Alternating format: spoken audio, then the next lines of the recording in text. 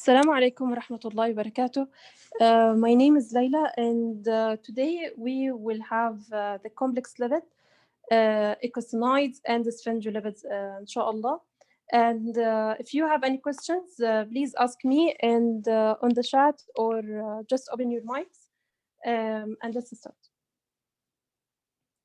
Okay, so today we will be talking about sphingolipids and echosonides, and there are two main subtypes in echosonides, which are prostaglandins and leukotrienes. So to start with, sphingolipids is type of the lipids, and it's type specifically from the phospholipids, and it's important component of the cell membrane. And as we know, phospholipids has this hydrophobic tail or hydrophobic part, which have glycerol and fatty acids, and it has the 3-carbon chain, which is the hydrophilic part. The same is going for sphingolipids, but the different thing is that we have different groups on the hydrophilic region for sphingolipids. So, and sphingosine, which is the simplest sphingolipid, it has serine, the 3-carbon chain is forming from serine, not glycerol, such as other lipids, and it's attached to longer chain fatty acid. Sphingosine, in specific, attached to palmitoyl fatty acid. Okay, so now the classes of sphingolipids and the hydrophilic groups of each one. We have sphingomyelin, which is has the group which is phosphorylcholine, and the cerebrosides has galactose or glucose, so it's a glycophospholipid. And we have gangliosides, which has many things. It could have sialic acid, or we call it also N-acetylneuramic acid, or it could have branched oligosaccharide chain terminating in 9-carbon sugar, so it could have sugars as well. And in general, the sphingolipids is important for the brain and the nervous system, and it is participating into the growth and development of the cells.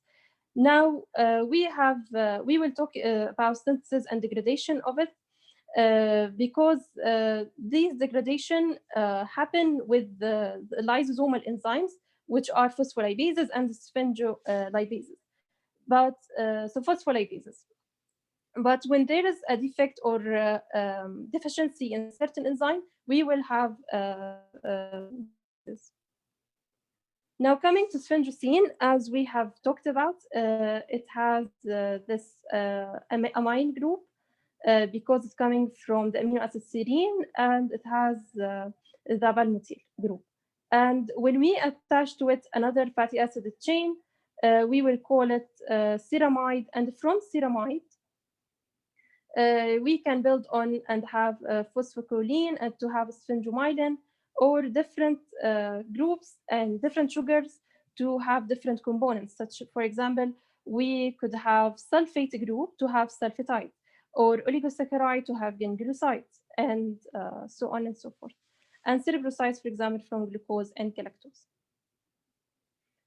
Now, the synthesis is backward from degradation for sphingolipids and in general. So we will study the degradation. So we have the first thing is sphingosine. As we said, it's the backbone of any sphingolipid. And from there, we will have, we will focus today on just 3 diseases, which are Niemann-Pick and Gaucher and Tay-Sachs disease. So don't worry if there are many details.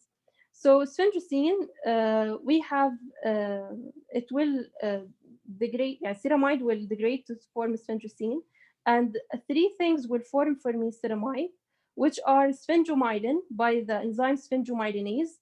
So if it's deficient, we will have a disease called Niemann-Pick disease. In short, we know what is that. Then there is another pathway that could lead to ceramide formation in the degradation pathway.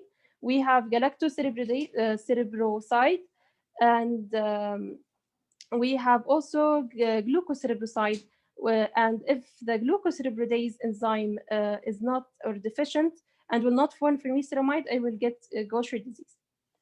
And then we will have gangulo or glycocerebrosides and gangulocerebrosides. That if so, gangulocyte GM2 will form for me gangulocyte cerebroside gangulocyte GM3 by the enzyme hexamethicane A, and if it's deficient, we will have Tay-Sachs disease. Okay, so for the diseases, as we said, Tay-Sachs, the enzyme that will be deficient, hexoamidase A, and the substrate accumulating in the lysosome will be ganglioside GM2, as we can see here. So it will not be degraded. Then you have the symptoms will be, one minute. So the symptoms will be cherry red spot in the macula. This is the cherry red spot inside the macula in the eye.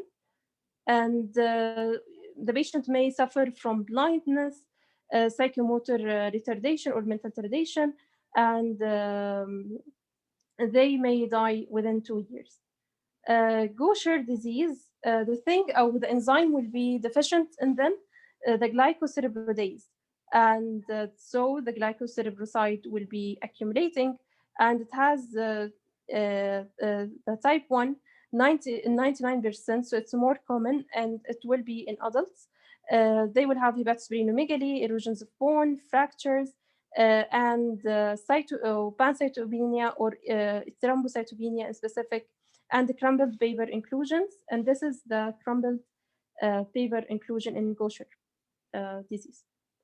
And the last thing is Niemann-Pick. So the enzyme that is deficient is sphingomyelinase, and the substrate accumulating in the inclusion will be sphingomyelin.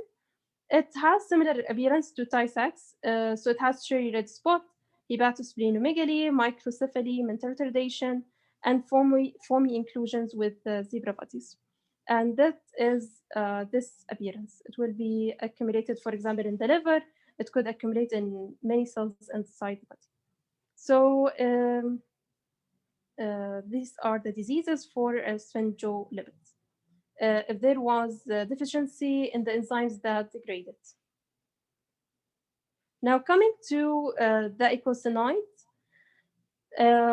Ecosanoids has many subtypes, and it's basically pro-inflammatory and anti-inflammatory local hormones, which mean that it is secreted by the cell itself or a certain cell or by the neighborhood cells. So it's paracrine or autocrine, and it's just delivered from the arachidonic acid. And the arachidonic acid cleaved off the membrane phospholipids by the enzyme phospholipase 2. And this could be inhibited by the drug corticosteroid. And it could be synthesized from omega-6, or this is an essential fatty acid, and which is called linoleic acid. It can act as a second messenger for histamine, for example. So the arachidonic acid, it has 3 subtypes. We have prostaglandins and prostacyclins, thromboxanes, and leukotrienes. Now, how ecosanoids are formed? So we have in the beginning the phospholipids. It will be degraded to arachidonic acid by phospholipase. And then we have the cyclooxygenase enzyme and the lipooxygenase enzyme. The lipooxygenase will form for me the leukotrienes, and the cyclooxygenase will form the prostaglandins and the thromboxanes as well, and the thrombocyclin. Just coming to the structure of each one. So we have arachidonic acid here, and lipooxygenase will just add oxygen molecules to the leukotriene, and this is the change it will make. So we will have leukotriene from arachidonic acid, And if we have arachidonic acid that with the enzyme cyclooxygenase, we will have prostaglandin because it will, from its name, cyclo, it will change the shape to cycle, and I will add oxygen molecules. For eicosanoid functions, we have the prostaglandin, thromboxane A2, and prostacyclin. So prosta, they are responsible for thrombosis and the platelet aggregation. So for which inhibit platelet aggregation and will cause that it is the prostacyclin, and thromboxane is the opposite for it. We have thromboxane will cause vascular impermeability and many function for everyone. So, for example, prostaglandin E2 will cause the pain sensation. The eye also will, and the prostacyclin will be important for the patency of ductus arteriosus after birth. We have some will be important for regulation of renal blood flow and cytoprotection. So, for example, the prostaglandin E2 will be important for the gastric mucosa and the renal mucosa. So, for example, if it's deficient, the patient will get gastric ulcers. And important thing to note that we have here in the pathway, the cyclooxygenase, we have two of them. We have cyclooxygenase 1. This is present all the time, and as we said, will form for me, yani it's not inflammatory, but cyclooxygenase 2 mostly it's an inflammatory. Yani when there is inflammation, it will increase in our bodies. And just one last thing. We have medications that interfere with the externoid pathway, such as aspirin, COX-2 inhibitors, and NSAIDs or non-steroidal anti-inflammatory drugs. So I have two questions to end with. Yeah. So aspirin is used in small daily doses to help prevent heart attacks and strokes. And aspirin can inhibit which of the following for this manner. So what I mean here, that which pathway which pathway will help in preventing the attacks and strokes when the patient take aspirin?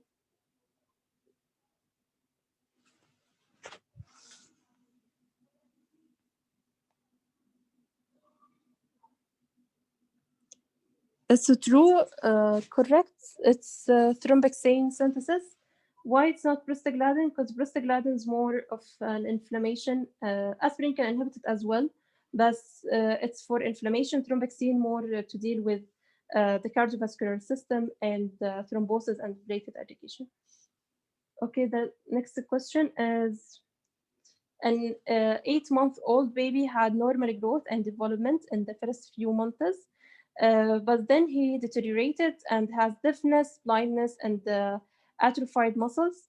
And he was unable to swallow and has seizures. He has cherry red macula, was present in both eyes. What is the disease? Gaucher, Tay-Sachs, or Niemann-Pick? It's Tay-Sachs. Okay, great. Before we end, does anyone has any question?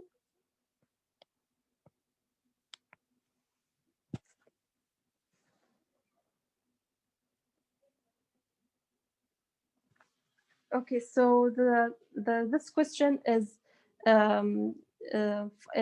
clinically presented baby that has cherry red macula. Would this point to us that the disease will be Tay-Sachs or Tay-Sachs or Niemann-Pick, and he developed seizures and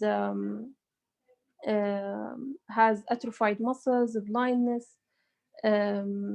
So this is more toward Tay-Sachs, which has hexoaminidase A deficiency.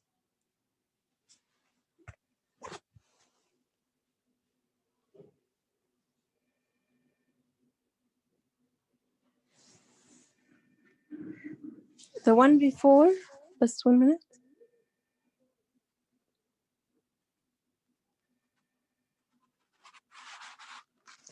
Yes, sure. So here aspirin is working on the prostaglandin synthesis, but I was asking specifically for the thrombexine, يعني which one will affect the heart and the cardiovascular system. So specifically, it will be thrombexine synthesis. And prostaglandin as well will be inhibited in general, but يعني for this cardiovascular function will be affected by thrombexine, and it will benefit in preventing heart attacks and strokes.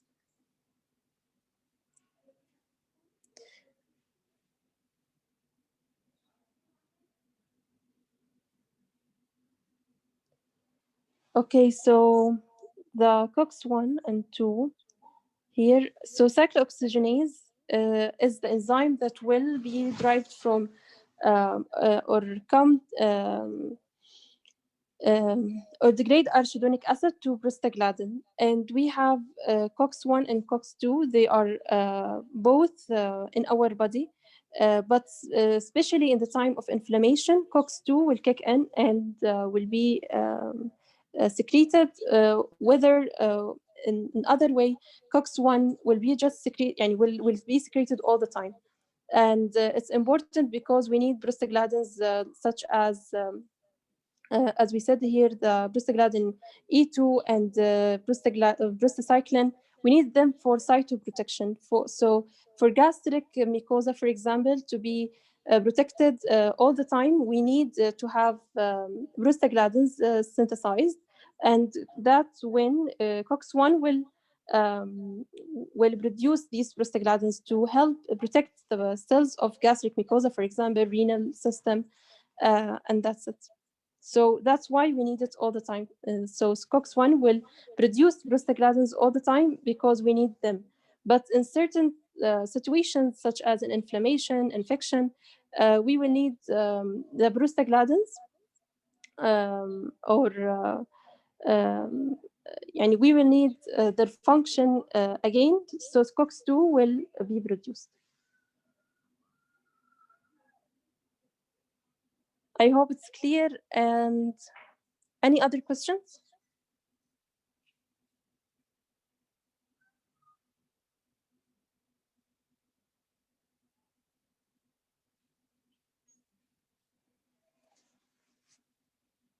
Okay, so this was our talk on echosonites and the